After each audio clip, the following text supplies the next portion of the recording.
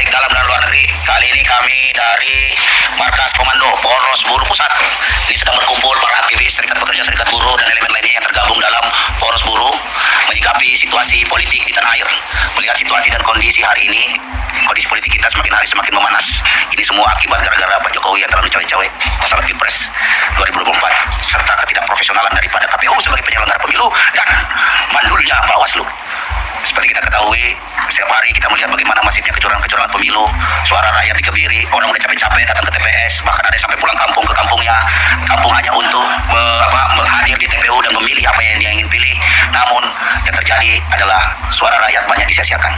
Kami dari Poros Buruh akan melakukan gerakan-gerakan selamatkan suara rakyat. Maka sebelum kita sampaikan nanti kapan jadwal dan waktu yang akan kita laksanakan untuk melakukan kerudung ke KPU RI dalam rangka menyelamatkan kode suara rakyat atau selamatkan kode rakyat, itu saya persilakan bagi dulu ya dari ujung untuk menyampaikan pengantar. Jadi semua pimpinan-pimpinan sini tinggal langsung aja ya. Kalau mengantar sepatah dua kata.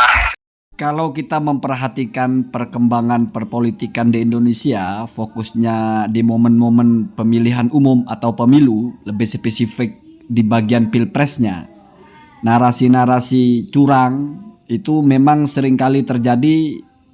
Misalnya tahun 2019, ya, 5 tahun yang lalu itu narasi itu juga sudah ada. Bahkan sampai ada simposium kecurangan. Artinya banyak sekali argumentasi-argumentasi logis yang disampaikan di mana kesimpulannya adalah pemilu ini curang. Seharusnya yang menang itu si A, tetapi yang ditetapkan menang ternyata si B.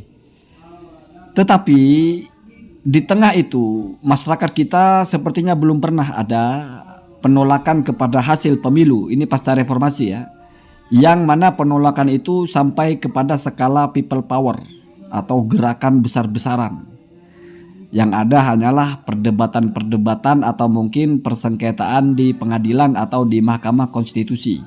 Sejauh ini hanya sampai di situ. Apakah kali ini mungkin akan terjadi people power? Sebetulnya kalau kita memahami people power dengan definisi yang tepat, di situ ditegaskan bahwasanya people power itu adalah gerakan massa besar-besaran yang mewakili mayoritas masyarakat, tetapi catatannya adalah in non-violent way. Artinya apa?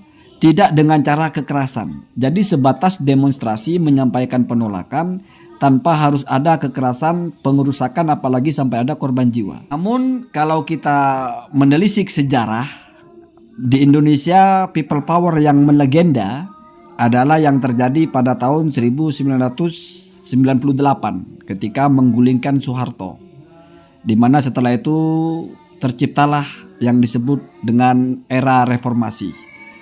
Di situ kita tahu penuh dengan kekerasan, bahkan penuh dengan korban jiwa. Jauh sebelum itu juga terjadi di Filipina ketika masyarakatnya tidak mau lagi dipimpin oleh Marcos, seorang diktator, lalu digulingkan dengan cara seperti itu juga. Dan lagi-lagi itu tetap disebut people power walaupun sudah sangat kontradiktif dengan definisinya. Memang sudah biasa di dunia ini ya, ada sebuah definisi yang kita pakai walaupun sebetulnya itu tidak sesuai, artinya salah kaprah. Berkaitan dengan Pilpres kali ini atau tepatnya 2024, misalnya nanti Prabowo yang ditetapkan oleh KPU, mungkinkah akan ada people power? Kalau saya amati di berbagai sumber pemberitaan, sepertinya kecil kemungkinan, bahkan tidak ada kemungkinan akan ada people power. Karena kalau kita mempelajari keilmuan dari people power itu, ada alasan utama yang mewujudkan atau menjadi pemicu terjadinya people power, yaitu adanya public enemy. Public enemy itu adalah seseorang atau sesuatu yang disepakati oleh kita bersama-sama sebagai musuh. Di Indonesia, Jokowi itu tidak mungkin menjadi public enemy. Bagaimana bisa Jokowi menjadi public enemy, tetapi ketika Jokowi datang ke masyarakat-masyarakat, mereka antusias sekali menyambut dan sangat mencintai nampaknya. Jadi berbeda dengan Marcos, berbeda dengan diktator. Kalau syarat utama ini tidak ada, maka tidak ada kebulatan tekad yang mewakili semua masyarakat atau tidak ada kesepakatan bersama untuk menjatuhkan siapapun. Tetapi hanya ada perpecahan-perpecahan antar kelompok saja. Kemudian pemicu penting yang kedua yang dapat memicu adanya people power adalah ketika di dalam tubuh militer itu ada friks atau ada perpecahan. Jadi militernya itu berkubu dengan dua kubu. Tidak ada kesatuan di sana. Kenapa ini bisa menjadi sesuatu yang memicu people power? Karena biasanya itu seorang penguasa itu kalau dianggap sudah tidak layak untuk memimpin, maka selain rakyat bergerak, ada langkah yang pertama yaitu militernya yang mengkudeta. Nah, kalau di militernya terpecah, artinya sebagian masih pro rezim, sebagian tidak, maka tidak akan ada gerakan dari militer. Maka people power lah yang mewakili. Nah, kan kira-kira begitu rasionalisasinya. Kalau kita melihat bangsa kita ini, dua faktor yang bisa memicu people power itu tidak ada yang terjadi di sini ya. Tidak ada common enemy, atau mungkin saya tadi pakai bahasa publik ya, musuh bersama, juga militernya tidak terpecah. Karena kalau misalnya militer terpecah, mungkin sebagian mau mengkudeta, tapi sebagian tidak, sehingga akhirnya yang bergerak masyarakat. Di Indonesia militernya solid dan juga tidak ada tanda-tanda akan mengkudeta, karena tidak ada persoalan yang dianggap harus menumbangkan rezimnya sebagaimana mungkin terjadi sebelum-sebelumnya.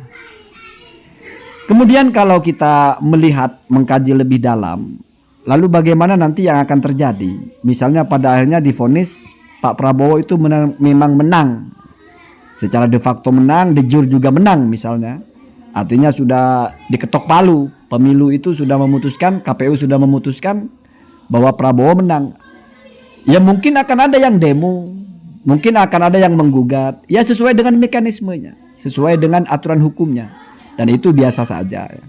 Tidak lalu disebut people power, tidak lengkap syaratnya untuk disebut people power.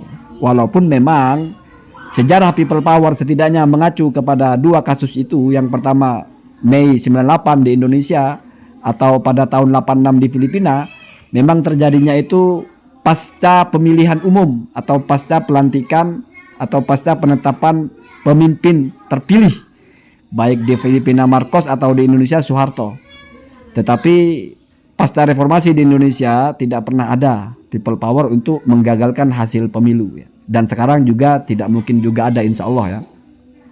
Apalagi kita kalau melihat basis-basis masyarakat kita secara keormasan, misalnya ormas terbesar Muhammadiyah NU, itu tidak mungkin mereka akan melakukan gerakan people power. Begitu juga ormas-ormas yang lain, apalagi tokoh-tokoh masyarakat, para ulama, basis-basis panutan masyarakat itu tidak akan melakukan atau menyuarakan people power. Karena mereka faham bahwasanya ta'arudu al-mafsadataini ya, pertentangan dua hal yang sama-sama buruk, yang harus diambil adalah yang lebih kecil mafsadatnya, atau al-akhdu bi akhafihima ya. Ambil yang lebih kecil. People power itu sangat besar ancamannya ya. Mungkin bagi sebagian orang yang benar-benar kecewa, itu dia puas karena melampiaskan kekecewaannya, tetapi nanti juga akan menyesal setelah tahu dampaknya. Kestabilan negara akan terguncang, akan disusul dengan krisis. Justru kehidupan kita yang seperti sekarang ini bukan menjadi lebih baik, tapi akan justru terancam menjadi lebih buruk. Allahumma hadina ada